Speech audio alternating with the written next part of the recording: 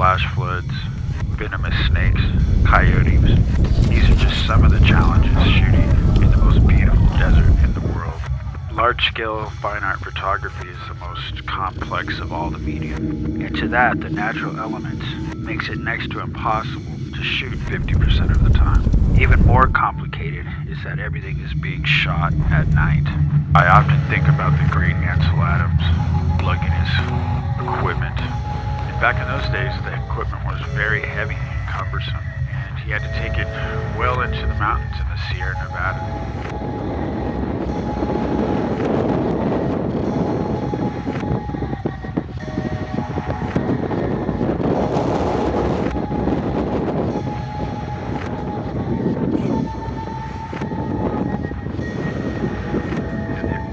Hours and hours for the perfect light to get the shot.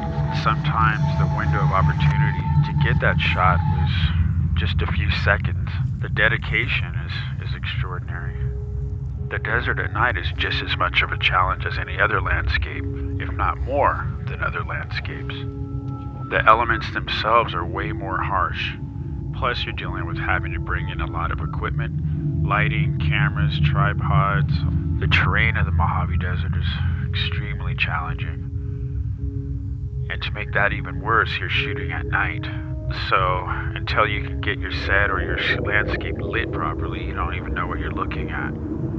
So you have to really train your eye to see things that you wouldn't normally be able to see at first glance. And it takes a little time to be able to do that. The benefit to shooting at night is that I'm able to control the light, whatever I want the light focused on. That gives me the advantage. Once you get set up and start shooting, you're suddenly transformed into another realm. You can be any place. You can be any place or on a different planet for that matter. That's how enchanting the desert really is at night. The daytime, the desert looks like exactly what it is, a desert. But at night, it can be anything you want it to be. It could be Mars. I exist in two different worlds. The world of reality and then the world that I create, which is a reality as far as I'm concerned. Once I start thinking it and I'm set up and I'm shooting, it becomes a reality. And I don't think about it being anything else. You can create time and space and make it into anything you want it to be. Once we discover all the different contraptions, the imagination transforms into another dimension. Something that is a little bit more mysterious. Not necessarily a landscape, maybe more synthetic, man-made. You're seeing something that no one has ever seen before.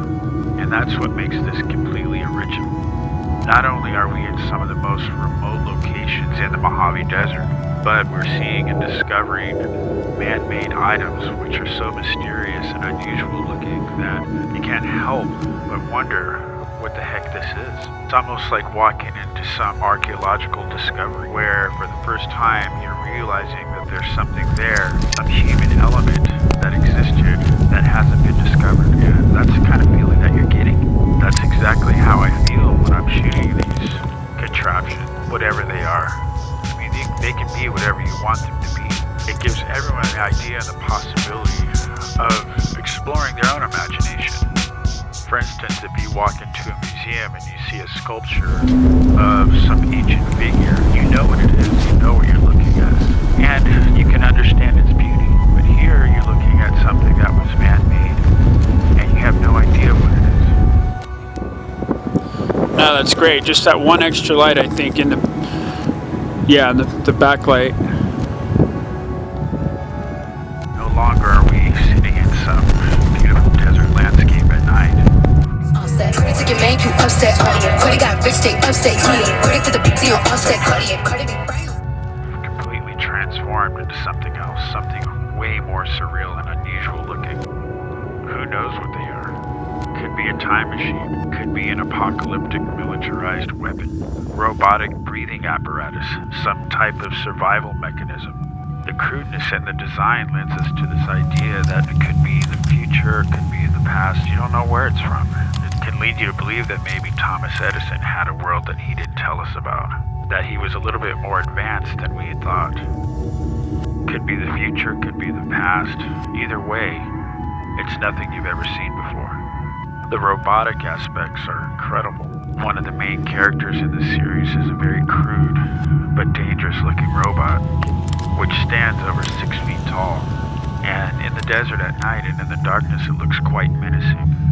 You wouldn't believe some of the things I've seen flying around at night while I've been shooting. I assume most of it's classified. Certainly some unidentified flying objects for sure. One night I was out shooting and I saw what I would describe as a floating Tic Tac, and then suddenly it just vanished.